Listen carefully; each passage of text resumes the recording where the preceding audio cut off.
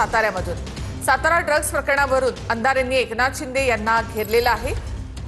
आरोपींना शिंदेंच्या भावाच्या हॉटेलमधून जेवण असा आरोप अंधारे यांनी केला।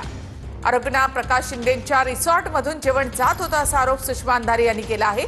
रिसॉर्टमधलं महागडं जेवण ड्रग्ज प्रकरणातल्या आरोपींना कसं परवडत होतं असा सवाल अंधारेंनी केला आहे। हे रिसॉर्ट कुणाच्या मालकीचं आहे?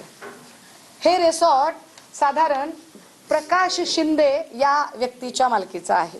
हे हॉटेल कुणी चालवायला घेतलं होतं, हे रिसॉर्ट कुणी चालवायला घेतलं होतं, तर रणजित शिंदे नावाच्या माणसाने चालवायला घेतलं होतं। रणजित शिंदे कोण आहे? हा एकनाथ शिंदे साहेबांच्या गटाचा हा युवा सेनेचा तालुका प्रमुख आहे। त्याचे हे नियुक्तीपत्र आहे। हा नुसता तालुका प्रमुख नाही, एकनाथ शिंदे साहेब ज्या मूळ गावचे आहेत त्या गावचा हा सरपंच आहे। दरेगावचा हा सरपंच आहे। 3 लोकांना जेवण कुठून जात होतं? तर या 3 लोकांना जेवण या हॉटेलमधून जात होतं।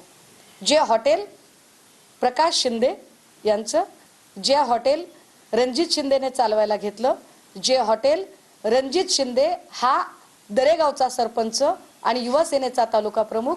आता प्रश्न असा निर्माण होते की असं पंचतारांकित रिसॉर्ट तयार होत आहे आणि अशा रिसॉर्ट मधलं जेवण 3 कामगारांना परवडलं कसं काय? त्यांना म्हणाव एका केसला आबरू नुकसानीच्या त्या सामोरे गेल्यात। माझ्या बाबतीत सुद्धा त्या असंच बोलल्या होत्या। पुण्यामध्ये जे ड्रग्ज प्रकरण झालं त्यावेळी माझ्याकडे एक्साइज खातं होतं आणि त्या एक्साइज खात्याचा माझा त्या ड्रग्ज प्रकरणाशी संबंध आहे, माझा राजीनामा घ्या अशी मागणी केली होती। त्यांना कोर्टापुढे येऊन जामीन घ्यावा लागला पाटण न्यायालयामध्ये। तसलं बेछूट आरोप त्यांना म्हणाव काय करू नका। आदरणीय शिंदे साहेबांच्यावर नाहक दुसऱ्या अशा आबरू नुकसानीच्या दाव्याला त्यांना सामोरं जावं लागेल।